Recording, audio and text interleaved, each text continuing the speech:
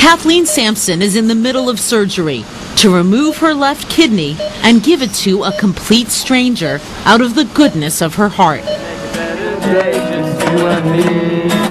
Kathleen has never met this man. We are the children.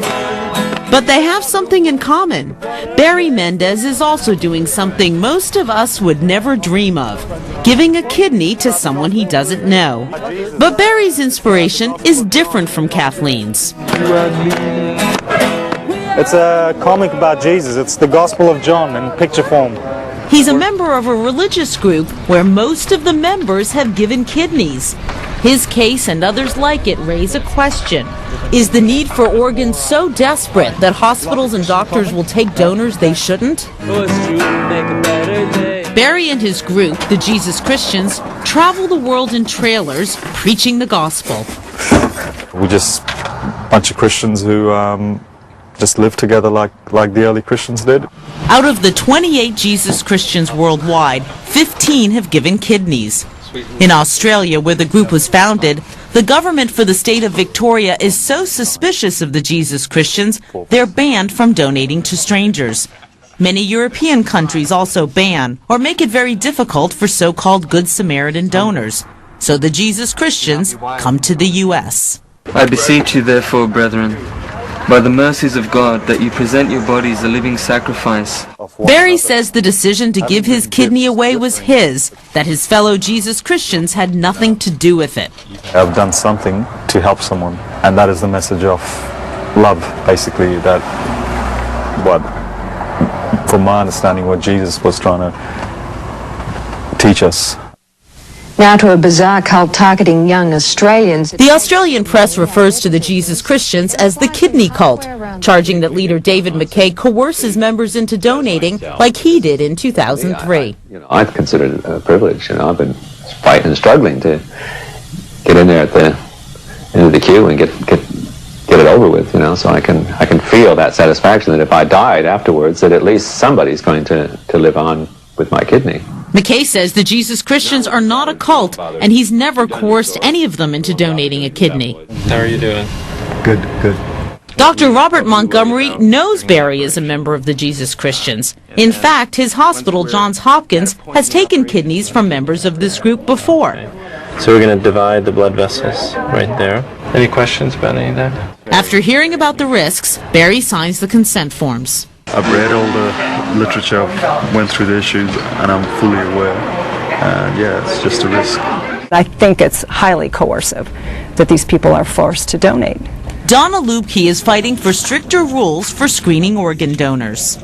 You feel like there is coercion? Yes, I think their leader is coercive of the followers. And is this their means to salvation by making a human sacrifice of themselves? And the transplant community is participating in that. We'll just try and do what you want us to do. I think there needs to be an investigation into what centers are doing those surgeries and to really look at the coercive nature of that cult or that religion, whatever you want to call it. But it really concerns me that these surgeons know who they are and are still doing these surgeries.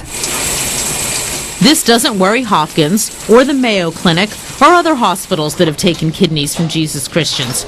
Surgeons like Dr. Montgomery don't believe they're coerced. Are the Marines a cult? Are they being coerced to go over to Iraq? As far as I know, what they've done is done good for other people. Just because a large number of people in a group have done a good thing doesn't mean that they're crazy. I mean, just think of the cynicism in that, thinking that they're crazy, that they're a cult, I don't know what they really are, but I know that they've done a good thing. But some are concerned that transplant surgeons have a conflict of interest when it comes to watching out for donors. They're not thinking about the donors first and foremost. They're thinking about the recipients. They're thinking about what that means to save lives, which is why they do this, what it means to keep them financially going, which is done by transplanting people. You're out of business if you don't have the organs. And that's the first and the second order of business.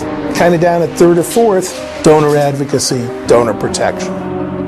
Dr. Benedict Cosimi, chief of transplantation at Harvard Medical School, disagrees. I think, if anything, the living donor receives as much scrutiny and care and consideration as does the recipient. And it's kind of irritating, actually, for someone to claim that transplant surgeons are just out there trying to do as many cases as possible and ignoring the needs and the care of these individuals. It went beautifully. Took a little time. He did very well. I will lift up mine eyes unto the hills. Immediately after surgery, Barry is joined by his fellow Jesus Christians, some of them kidney donors themselves. Which parts of the scripture inspired you to give away your kidney? Well, there's one in Romans 12. It says basically our bodies are living sacrifices. I'm sharing one of my kidneys. I have two, he had none. Why not? Forevermore. 3 days after surgery, Barry leaves Hopkins. At the hospital's expense, he'll move out of the camper and spend 10 days in a hotel. Meanwhile, Scott Keller, who received Barry's kidney, is able to get off dialysis for the first time in 16 years. Words will never be able to express, the thanks that I have for him.